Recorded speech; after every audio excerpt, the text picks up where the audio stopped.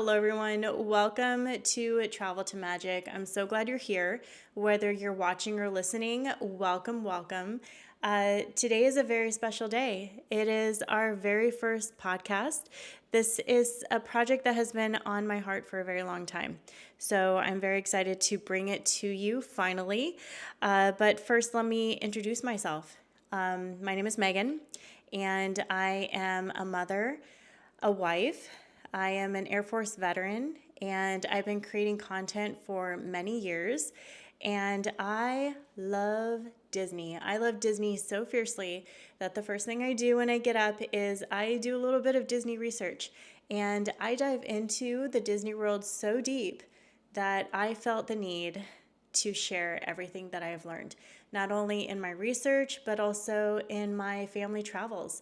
I've been a lover of Disney since childhood. So grab your coffee. I got my coffee cup right here. It's an old Disneyland coffee cup. I don't have coffee in it. It's just lemon water. It's a little bit later in the day. I already drank my coffee for the day, but it's hot and piping and it's ready to go. And in my comfy clothes.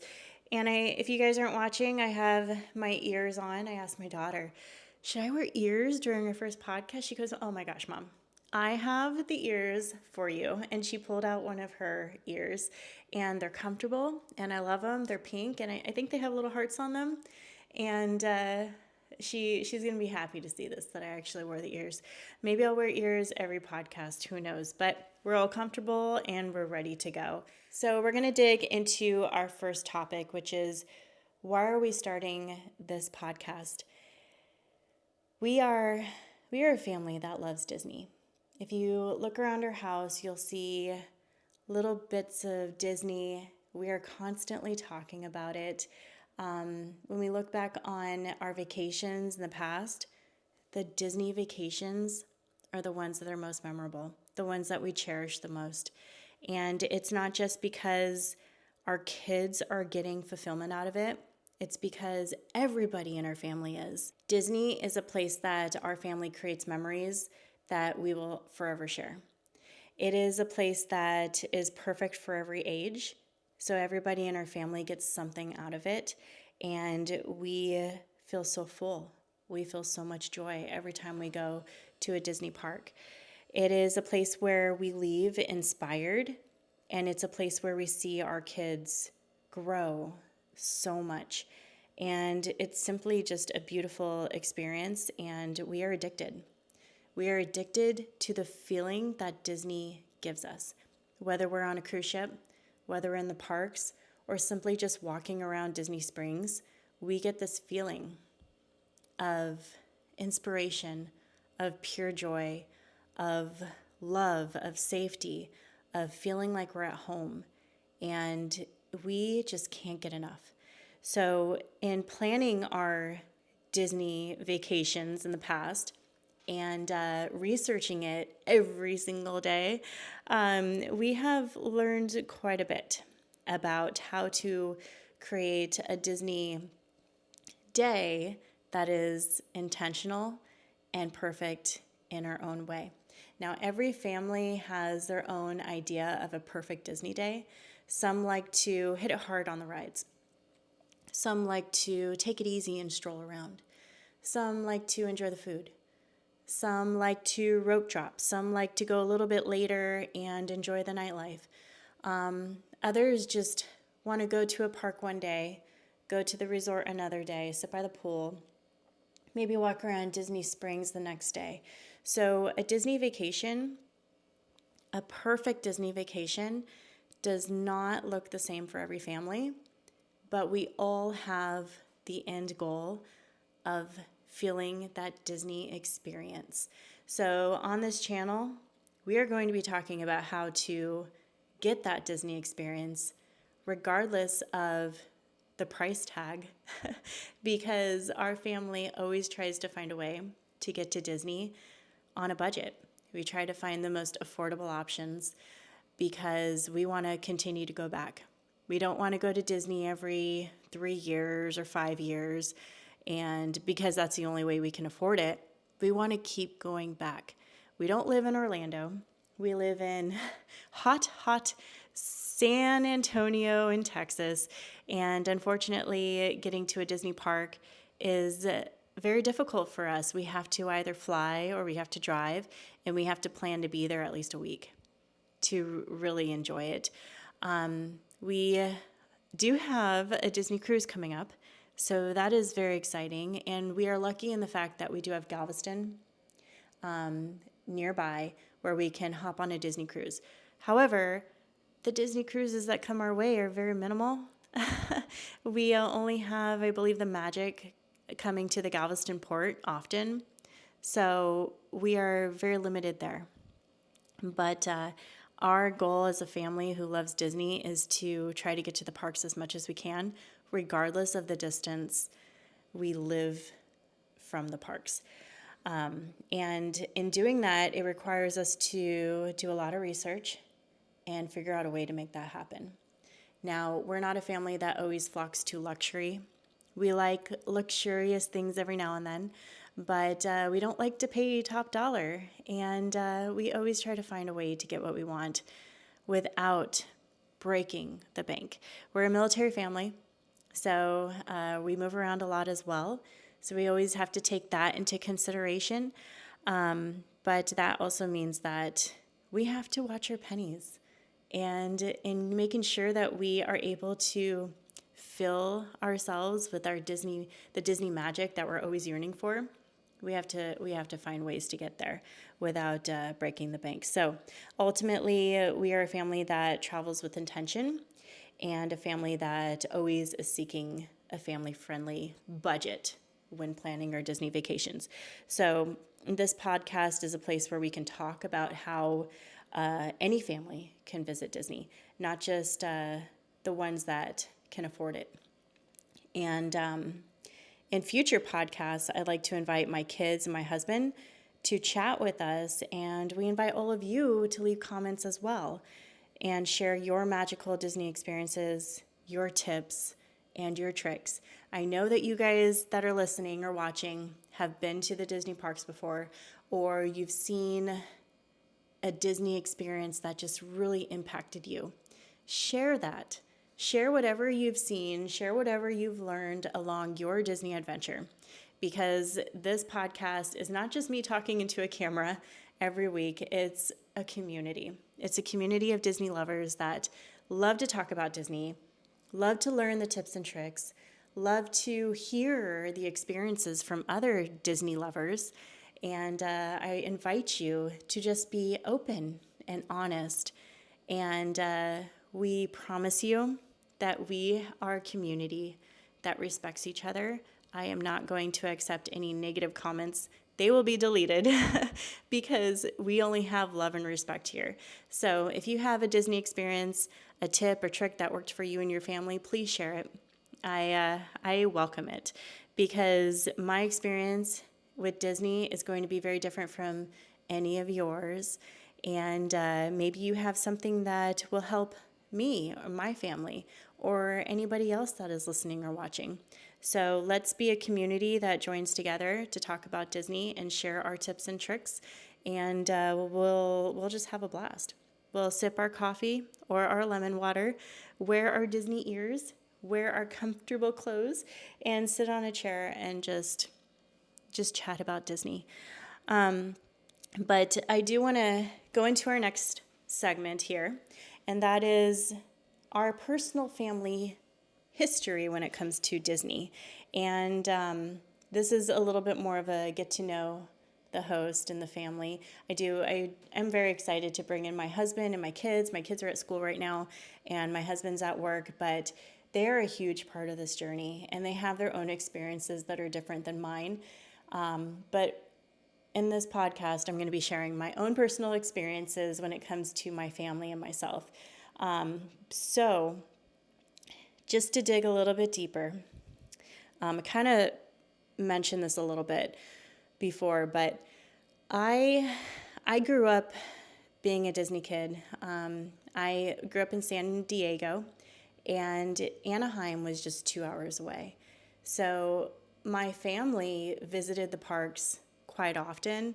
I would say at least once a year we would be at the Disneyland park. And it was a huge deal for us. My family wasn't always seeking the most expensive ways to explore Disneyland, but we loved the atmosphere, we loved the rides, and it was a love that everybody in our family shared. And it became a place where there was so much happiness for everybody in my family every time we went. I remember the night before going to the parks, I just couldn't sleep. I was so excited. I was up all night, just excited to get going. And I was so excited through the whole Disney day that I didn't even care if I was tired. That tired and the sleepiness came when we got back in the car and started driving back to San Diego that night. But Disney love was in me at a very young age. My family didn't always buy merchandise. We didn't always eat the food there. I don't even remember buying food at Disneyland when I was a kid, or buying a t-shirt or toys or anything like that. We were always on a budget. So we packed a backpack and we had lunch in there, maybe peanut butter jelly sandwiches and snacks. So we were always eating on the go, or we would find a picnic table where we would just eat lunch there. And that was back when the parking lot for Disneyland was right in front of the front gates. California Adventure wasn't even built yet. I think they started building that in 1998, and that's when that parking lot started going away for the courtyard. But that was the Disneyland that I remember as a kid. Parking lot right in front of the gates, packing a lunch in the backpack. Not everybody wore Disney merch every time they went to the parks. It was definitely a different Disney experience when I was a kid.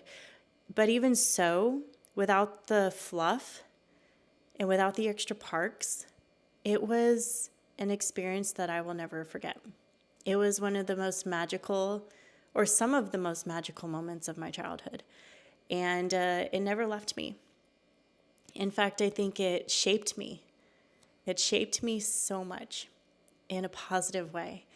And it inspired me to do a lot of things that I do in my life today. So that had just a few visits to Disneyland has impacted my whole life. Now, let's move on to my husband. My husband grew up in Green Bay, Wisconsin. The Disney parks were far from him. His first Disney vacation was to Disney World when he was a senior in high school. And while he'll reference that trip often, he still did not understand why adults loved Disney parks so much. He still felt like it was a kid's park. Why are adults flocking to the park so much or so often, or wanting to go there so often? Until he moved to San Diego. It was when we were dating. He moved to San Diego so that we can continue our relationship and hopefully get married. And I took him to Disneyland. And it was Christmas time. And I'm sorry if I get emotional. I get emotional when I talk about Disney.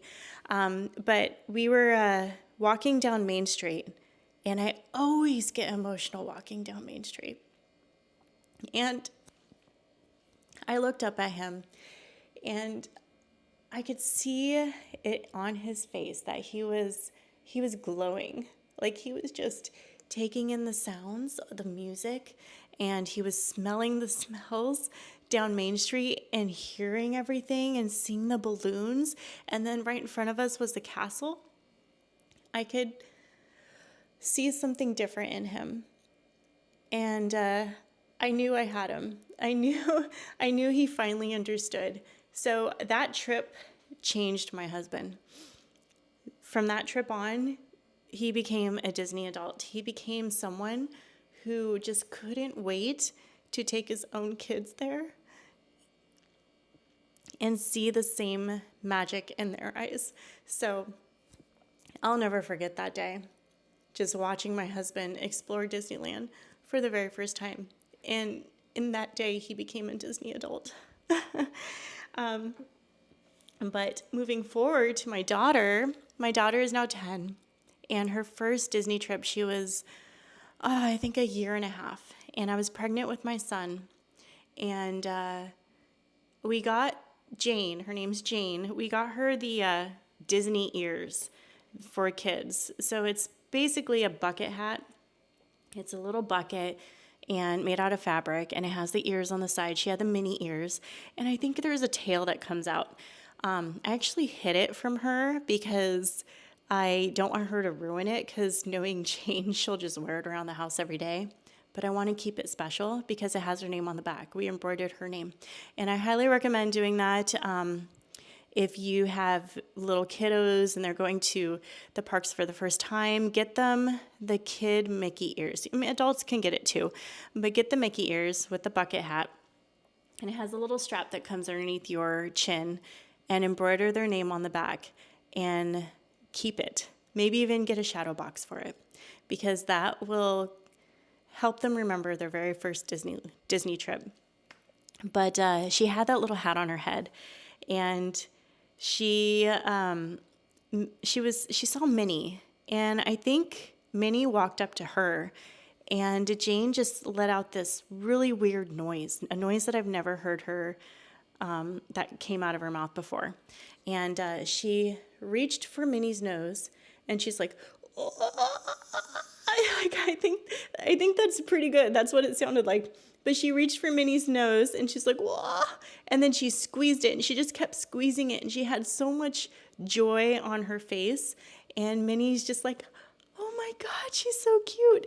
And just the joy on Jane's face when she reached out for Minnie's nose and grabbed it I'll never forget that. That is my first memory of Jane at the Disney parks. To this day, she always goes to characters and she just taps their nose. I don't know why she does it, but she just always has to tap their nose. Now, with my son, he went to Disneyland for the first time when he was about 2, and he got his bucket hat, and it was so cute watching him chase after Mickey. He just kept running after him, and Mickey had to go. He had to go behind the fence. I think it was like a little parade or photo shoot that he was coming from, but when he saw Mickey, he ran to him, and his little hand, he used to wave like this. He waved like this, and he was just like running and going like this, and Mickey just stopped, and he looked like he really had to go somewhere, like he was rushing to get behind the gates, but he just stopped and gave my son a moment. And I really appreciated that. And then moving forward, I think it was another year and a half later, we took our first trip to Disney World with the kids. And my son was always more of the reserved kid who just kind of watched people, didn't really say anything. He's not like that right now. He's wild and crazy and talks a lot. But back then, he didn't really say much.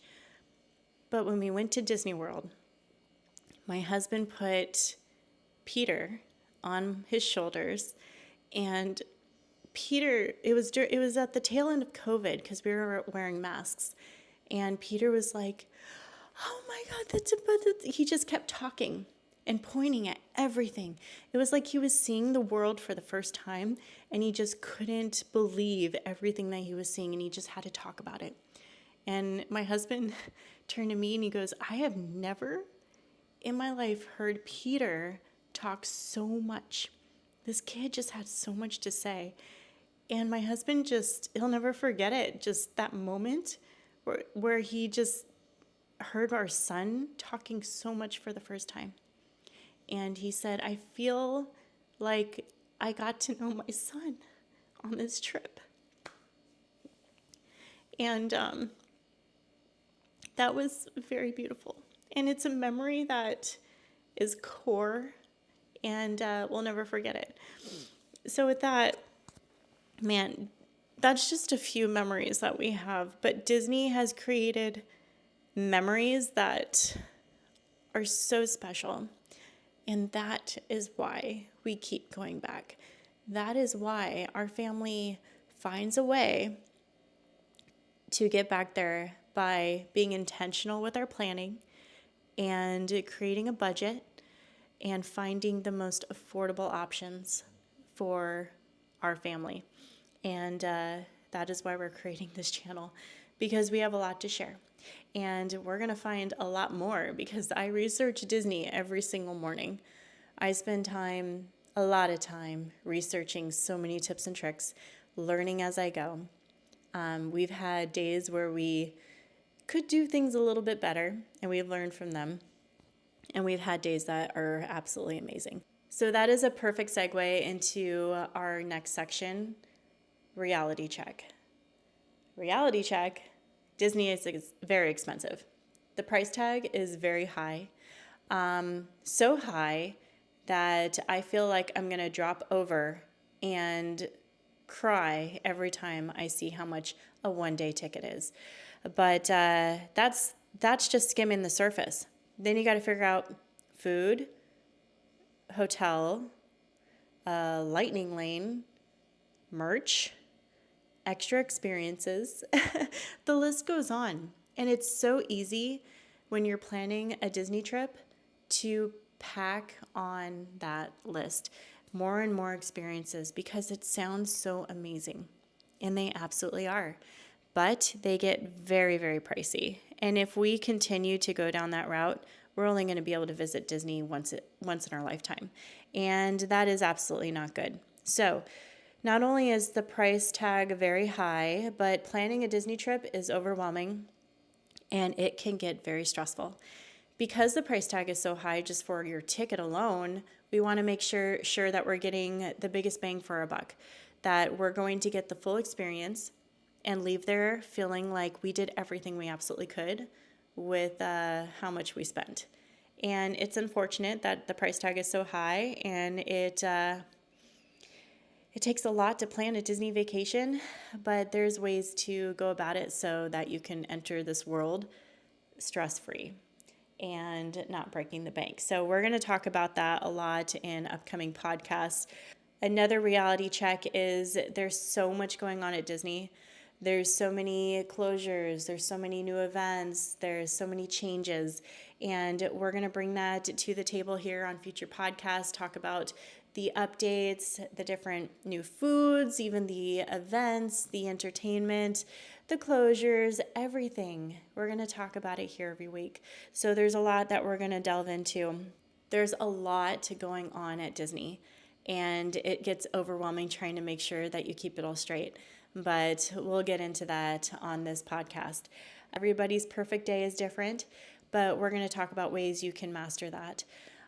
We've had days that are absolutely perfect in our own family way, and there's been days that haven't, like I said before, but we will talk about ways that you can have the most perfect, absolutely amazing Disney experience, either on the cruise ships or at the park. Disney can also feel very overwhelming and stressful and very expensive.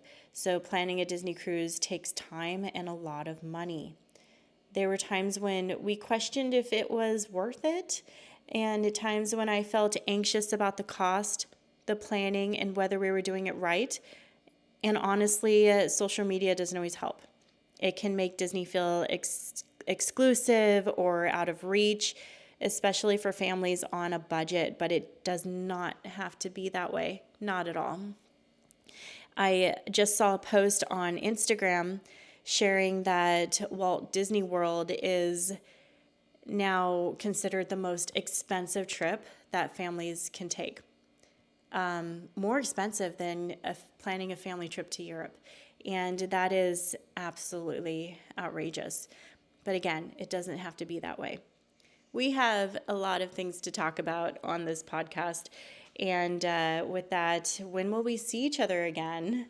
My goal is to release a podcast every single week. Put on your comfy clothes, wear your ears if you want to, grab your coffee, and we'll sit down and we'll talk Disney. The only time that we may not have a podcast out is if our family's on a Disney vacation. So I am not worried about anything in the world while I'm on a Disney vacation. I'm having fun with the family, and putting out a podcast is not going to happen when I'm on a Disney vacation. But I will bring back a lot of great information, a lot of amazing experiences to share with you on the podcast when we get home. So moving forward in future podcasts, we're going to share affordable options for families on a budget. We're going to talk about all the events coming up, all the updates. We're going to talk about everything Disney, even history. I love Disney history. I love Disney trivia. We're going to have a good time. And that's why I created Travel to Magic. This podcast exists to show families that Disney is possible without debt, without stress, and without feeling like you're missing out. I want this to be a space where we talk honestly. The good, the bad, and the I do that differently next time. This is a community of families on a budget who want to travel to the most magical place on earth without breaking the bank. Now, I hope you guys come back to Travel to Magic. Make it your weekly routine to come watch or listen. So hit that subscribe button so you know when we post our next podcast. We're going to talk about how our family does Disney on a budget. So it's going to be a fun one. We have a lot of fun things to share. And we're planning a trip very soon. It's going to be a really big Disney trip. So there's a lot that we want to pass on to you. So I hope you come back each week and make Travel to Magic part of your routine. So be sure to subscribe before you leave, follow along, and join this growing community of Disney-loving families. I'm so glad you joined us today, and I can't wait to help you plan your next magical adventure. We'll see you guys next week. Bye-bye.